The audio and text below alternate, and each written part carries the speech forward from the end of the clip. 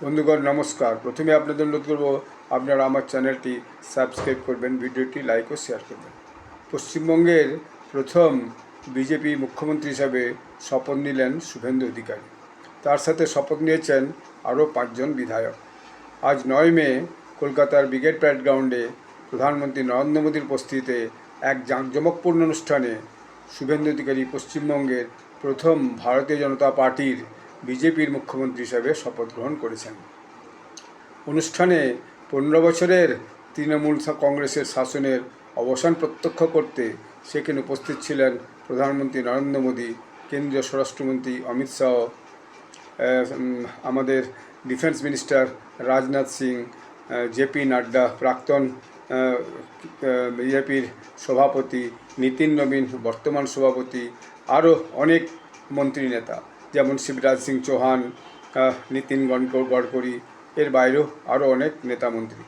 সবচেয়ে বড় কথা হলো এই অনুষ্ঠানে সমস্ত বিজেপি শাসিত রাজ্যের মুখ্যমন্ত্রীরা উপস্থিত ছিলেন, কেউ বাদ যাননি। মানে বিহারের সম্রাট চৌধুরী থেকে শুরু করে উত্তরপ্রদেশের যোগী আদিত্যনাথ, রাজস্থানের ভজনলাল শর্মা, উত্তরাখণ্ডের মিস্টার ধামি, তারপরে আপনার হরিয়ানার মিস্টার সোনি, দিল্লির মুখ্যমন্ত্রী শ্রীমতী রেখা গুপ্তা, যিনি ভূপেশ প্যাটেল, তারপরে ছত্তিশগড়ের মুখ্যমন্ত্রী, রাজস্থানের মুখ্যমন্ত্রী তো বললামই, মধ্যপ্রদেশের মুখ্যমন্ত্রী মোহন যাদব, উড়িষ্যার মুখ্যমন্ত্রী তো কাল থেকেই এসে আছেন মোহন মাঝি, এরা সবাই উপস্থিত ছিলেন। তো অনুষ্ঠানটা ভয়ানক সেই অর্থে জাঁকজমকপূর্ণ হয়েছে। এই অনুষ্ঠানটি অনুষ্ঠিত হওয়ার জন্য গতকাল যখন অমিত শাহর নেতৃত্বে বিধায়ক দলের মিটিং হয়ে তিনি বিধায়ক দলের নেতা নির্বাচিত হন, তারপর শুভেন্দু অধিকারী এবং তার সঙ্গে বিজেপির যিনি রাজ্য সম্পাদক, রাজ্য সভাপতি শ্রমিক ভট্টাচার্য, উড়িষ্যার যিনি মুখ্যমন্ত্রী সহপর্যবেক্ষক ছিলেন বিধায়ক দলের নেতা নির্বাচনে তিনি মোহন মাঝি, এবং আরও সমস্ত বিজেপি কেন্দ্রীয় এবং রাজ্যের নেতৃবৃন্দ রাজ্যপাল টিএন রবির সঙ্গে লোকভবনে গিয়ে দেখা করে মন্ত্রিসভা গঠন করার জন্য দাবিপত্র পেশ করে আসেন।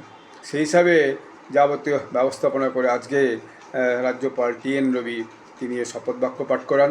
এই শপথ বাক্য পাঠ করার অনুষ্ঠানের আরও অনেক উপস্থিত ছিলেন গণ্যমান্য ব্যক্তি। সবচেয়ে যেটা উল্লেখযোগ্য ঘটনা ছিল, যেটা দেখলাম, প্রধানমন্ত্রী নরেন্দ্র মোদী জগন্নাথ সরকার বলে একজন মানুষ, যিনি ডক্টর শ্যামাপ্রসাদ মুখার্জির সঙ্গে একসাথে কাজ করেছেন এবং জেলবন্দি থেকেছেন, যার বয়স এখন 97 বছর, তিনি ওই অনুষ্ঠানে উপস্থিত ছিলেন, যাকে প্রধানমন্ত্রী যথেষ্ট সম্মান জানিয়ে তাকে শাল পরিয়ে দেন এবং তার পায়ে হাত দিয়ে প্রণাম করেন। এটা একটা অদ্ভুত ক্ষণ ছিল, দেখার মতো ক্ষণ যাকে বলে। আমি পুরো অনুষ্ঠানটা টিভিতে দেখেছি।